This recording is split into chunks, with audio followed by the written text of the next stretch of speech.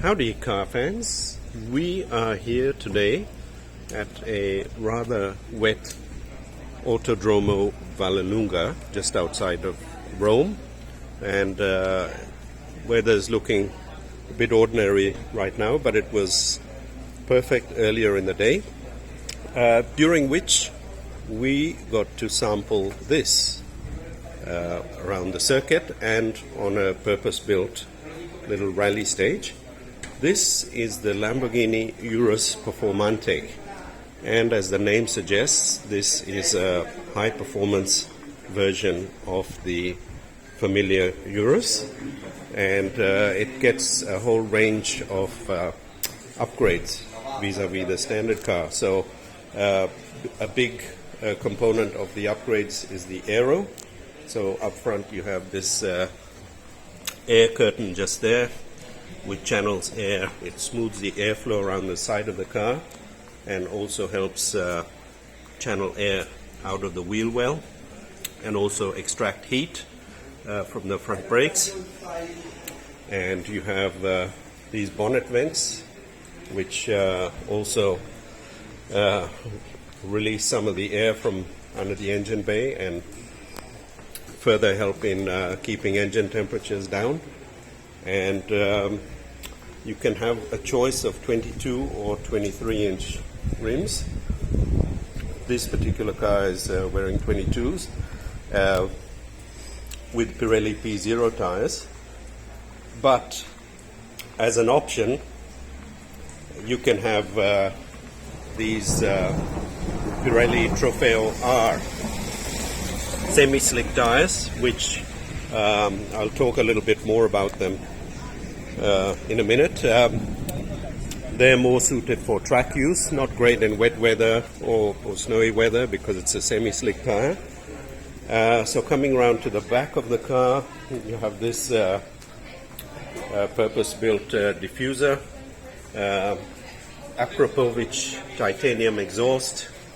You have this rear spoiler, which contributes to 38% more rear downforce.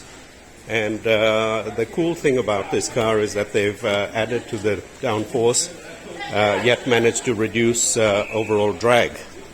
So it's actually slipperier through the air than the regular Urus. It's also 47 kilograms lighter, and about 10.5 kilograms comes from the exhaust, the titanium exhaust, and also from all the carbon fiber, so the front guards, the bonnet. Incidentally, you can order the bonnet with this semi-exposed carbon fiber as an option. You can also get a carbon fiber roof, which you can just see over there as an option. These little wheel arch extensions, the front splitter and spoiler assembly, and then out back the diffuser. And also inside there's some weight savings with some of the bits used, and get Alcantara trim as standard. You can have leather if you wish. You can have this one's got the 5-seater layout. You can get a 4-seater layout. And under the skin, so that's basically the external and interior stuff covered off. So among the big changes for this car, it ditches the standard car's air suspension and gets steel springs, conventional steel springs. And the Chief Technical Officer, Reuven Moore, says that this is because steel springs deliver a more consistent response across the range of suspension travel. So, for example, when you're really leaning on the car around a racetrack, the weight shifts occur more progressively, which helps with maximum traction and drive out of corners. So, a bit of roll is desirable, because when you load up the outside front tires, it gives them better drive out of corners. And the Torsen center differential has also been reworked, so there's slightly more rear bias, more torque gets sent to the rear axle, and also it's quicker to respond. So when also has four-wheel steer, incidentally, so it helps to get the car rotated through tighter corners quickly. And the engine is a slightly uprated version of the standard 4-liter twin-turbo V8.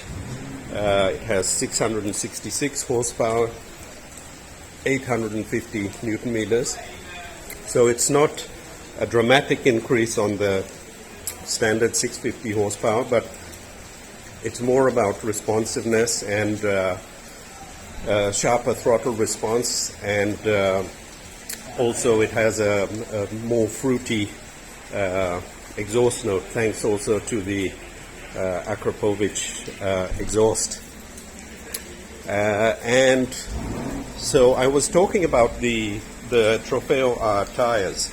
So they were developed, this car has the standard P0s, but the Trofeo, I'm not going to go out there because it's a bit wet, but that car has the Trofeo Rs, and around the 6.2 kilometer Nardo handling track, the tires alone account for a 1.5 second per lap reduction in lap time, so which is about 30 to 50% of the overall reduction in lap time. So this is about you could say maybe around 2.5-3 seconds a lap quicker around Nardo than the standard Urus.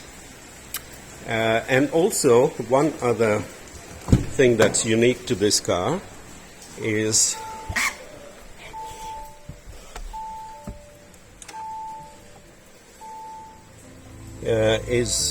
rally mode. So you have the Tamburo drive mode selector. So you have the usual Strada, Sport, Corsa, and Rally. So in lieu of the standard cars, I think you have Terra,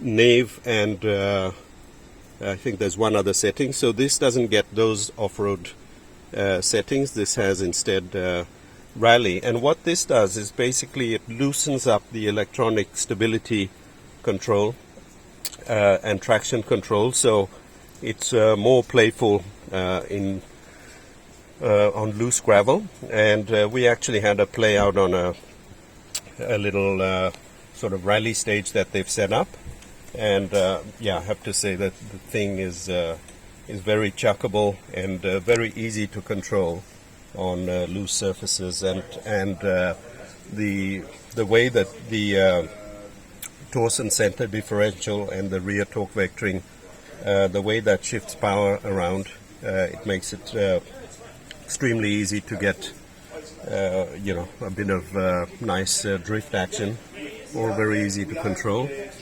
And so that is the essence of the Lamborghini Urus Performante, which goes on sale in the over the coming months, depending on which market you're in, and yeah, so this will sell alongside the new